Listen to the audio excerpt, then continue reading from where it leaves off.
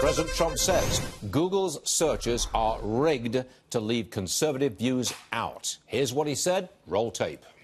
I think what Google and what others are doing, if you look at what's going on at Twitter, if you look at what's going on in Facebook, they better be careful, because you can't do that to people. They're really treading on very, very troubled territory, and they have to be careful. It's not fair to large portions of the population. All right, Brent Bozell is with us. He's Media Research Center president. Brent, welcome back, sir. Give me some evidence that Google is indeed biased against conservatives. Well, there've been numerous reports that have come out, and we've documented them over and over again, where you've got these tech giants, whether it's Google, Twitter, or Facebook, that are banning conservatives. And interestingly enough, they don't ban liberals. They just ban conservatives. Now, the heads of these networks, the top brass, are coming forward, and they are pleading with the American people. They're pleading with Congress. They're pleading with anyone that can listen to them to understand that, no, they're not doing it.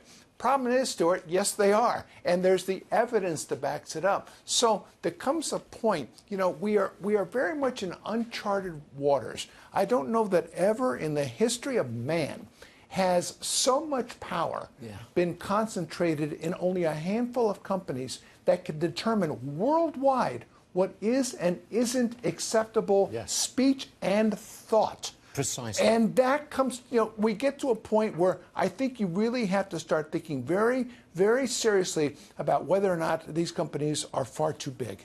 Well, I'm a free market kind of guy, and I'm very much a free speech kind of guy. But I see the power that's been accumulated by Mark Zuckerberg at Facebook, Larry Page, Sergey Brin at Google, Jack Dorsey at Twitter. You look at the power that those four people have, and it's universal in its extreme, and you have to rein it in. That means the political response to power accumulation of that kind has to be some kind of reining in. Are you with me? Yeah, a couple of points here. Number one, just think about the power here. Google, Facebook and Twitter have an audience of, over 1 billion people worldwide. When they say, as their definition of hate speech, that if you believe in traditional marriage and you believe homosexuality is wrong, the homosexual lifestyle is immoral, you have participated in hate speech, and you can get banned worldwide for thinking that way. So that's a huge, that really puts things in perspective. Now, to the president. The president is a businessman. I suspect the last thing President Trump as a businessman likes is the idea of regulating business. So when even he is saying this is a huge problem, I think we need to take it seriously. I just don't know what form regulation would take. I don't know how you'd do that, to be perfectly honest with you, Brent. But listen to this one.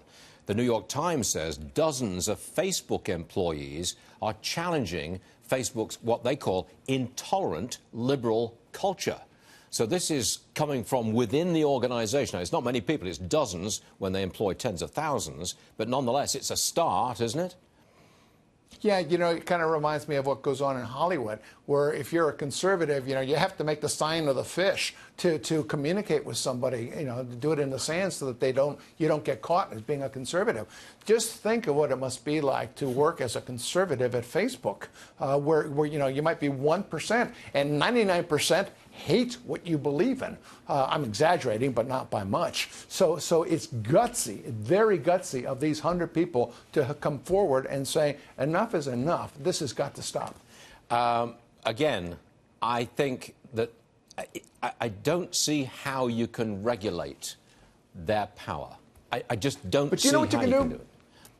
But, sir, it's going to be hard. But, to avoid it, I really do believe that these companies have to come forward. They have to show clarity. What are their speech codes? They have to show some kind of an ability for people to understand transparency, how they're doing what they're doing. And conservatives have to have an equal footing there. Not just a seat at the table, but equal footing in the say of these things. And finally, just adhere to the First Amendment. Free speech is a wonderful thing. Alex Jones, I don't like Alex Jones, but he should not have been banned. Right, that's very interesting. Brent, come back soon, please, because I think we're going to be debating this for a long time to come. Brent Bozell, thank you, sir. Appreciate it.